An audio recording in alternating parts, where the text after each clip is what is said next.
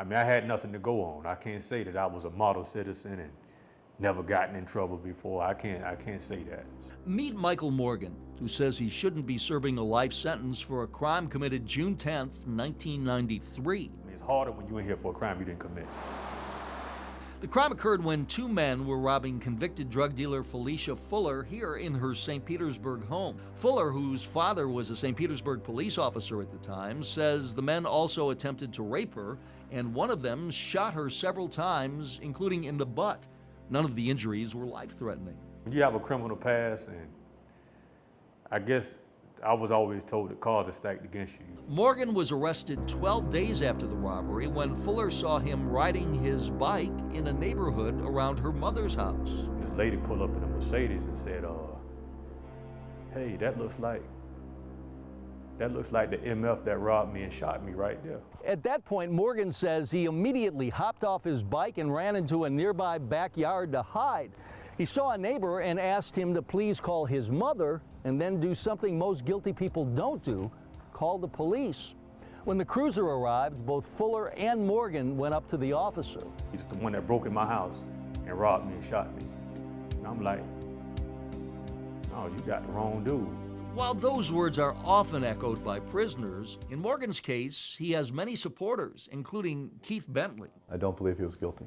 But that's not what Bentley believed 18 years ago as he was serving on the jury that convicted Morgan. And he's in prison because of a decision that I was a party to. That is hard to bear. Bentley says the jury never knew that Felicia Fuller was brought to court to testify against Morgan from the Florida State Prison where she was serving a sentence for drug dealing. We weren't given the facts. We weren't given all that information. The jury also didn't know Morgan had not matched the initial description Fuller gave to police. And since there was no DNA or physical evidence of any kind, the jury voted guilty only because of Fuller's testimony that Morgan was the man. We had a broken puzzle. So broken that Morgan went to trial on these charges 2 times before the conviction. The first trial resulted in a hung jury. The second was overturned because the prosecutor didn't play by the rules. And Morgan had an alibi. But the jury never knew that either. I was never called. It's hard to believe. It is hard to believe. Melody Walker was Morgan's girlfriend at the time and says Morgan called his mother from her house. Mom, I'm here at Melody's house. I'm gonna be here for most of the night. I could hear her baby in the background crying, and I said, okay. And at that time we had call ID, so I knew he was calling from there.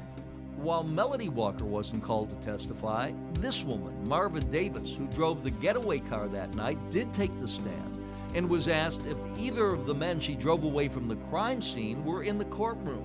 Davis replied, No, I don't see him in the courtroom. From the co-defendant? The other man convicted of the robbery, Gerald Wright, wrote 2 detailed letters to Morgan's mother, Vel Thompson. Michael didn't have anything to do with this. I didn't even know Michael. I didn't know your son. He just got caught up in something that he had nothing to do with. In this interview, Wright told St. Pete Police Detective Ron Nudwang the same thing. In this deposition, Detective Mike Salona testifies Wright said he didn't know Michael. And in this sworn statement, Wright testifies under oath that Morgan wasn't involved. Because the only evidence that you had was the victim saying that he did it. There's no DNA, there's no fingerprints, there's no hair fibers, nothing. And the co-defendant didn't know my son. But then, out of the blue, the co-defendant, Wright, recanted. Now, Michael had an opportunity to plead out in this case, and he said no. He said, these charges are horrendous. I don't want my child or children to grow up thinking that I'm some type of sexual pervert. I said, man, I'm going to trial. Tell me why. If I did this, yeah, I'm gonna take the deal and run. But no, I'm not gonna do that. If I have to sit here and die in prison, that's just so be it. It's important to note that if Michael Morgan took the plea deal, he would not have been sentenced to any more time than he was facing for the robbery, and actually would have been out years ago. Meantime, Pinellas Commissioner Norm Roach, who has visited with Morgan twice, says he wants to take the case to the governor. But Pinellas State Attorney Bernie McCabe says Morgan was convicted by a jury of his peers, and his office has no interest in reopening the case. Mike Deason, 10 Investigates.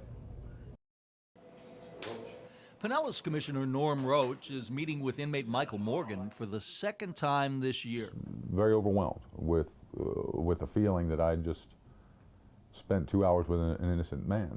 Morgan is serving life in prison for attempted murder and attempted sexual assault. It's not just the fact that I didn't commit this crime, it's the rape.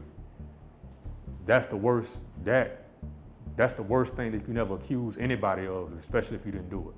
In fact, Morgan refused a plea deal that would have released him years ago and avoid this life sentence. And I wanted to look him in the eye and find it out. And I'm still of that firm belief that this case needs to be looked at again. There was no physical evidence, no DNA, no fingerprints. Morgan had an alibi, and the victim's initial description didn't match Morgan. Well, our system's built on justice, and I've unfortunately learned that it's not always just. Keith Bentley was serving on the jury that convicted Morgan 18 years ago.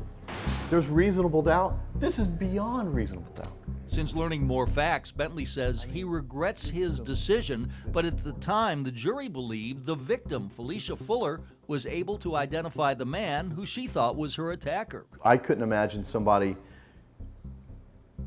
being so positive of something like that, but also being so wrong. And while the victim, Felicia Fuller, and the prosecutor, Richard Ripplinger, are 100% convinced that the jury got it right and Michael Morgan was guilty because of the eyewitness identification, even though Fuller's initial description of her assailant didn't match Morgan, eyewitness misidentification is responsible for more than 72% of the wrongful convictions in this country. 6 photographs, I was able to pick out the suspect, and then that led to a physical lineup where once again I was able to pick him out. 30 years ago, Jennifer Thompson, who now works with the Innocence Project, identified the man who she believed raped her.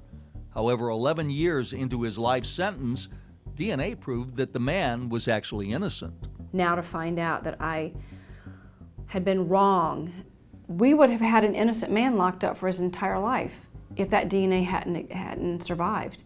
But in Morgan's case, the police never tested for DNA, despite the fact that the victim, Fuller, a convicted drug dealer and daughter of a St. Petersburg police officer, maintained that rock cocaine found in her house that night wasn't hers, but actually dropped from a baggie in the pants of her attacker when he unzipped his pants. She said her attacker opened up a condom with his teeth. And police reports say the attackers rummaged through several items in the house before the assault, all which might have provided DNA evidence that also might have substantiated Morgan's contention that he was innocent. The only thing more dangerous or sad than a guilty man running the streets is an innocent man sitting in jail. And that is exactly what Michael Morgan says he is. I had nothing but my word. You know, my word against hers. And They believed her. they believed her, not me. And while the victim, Felicia Fuller, didn't want to appear on camera, she told me she was certain of her identification and would never forget the face of her attacker. But when I asked how that goes along with her initial description that her attacker was clean-shaven, and police confirmed Michael Morgan had a mustache and a goatee for at least a year and a half before the attack, she had nothing to say. It looks like the governor is the only hope to correct what many are saying is the wrongful conviction of Michael Morgan. In the newsroom, Mike Deason, 10 Investigates.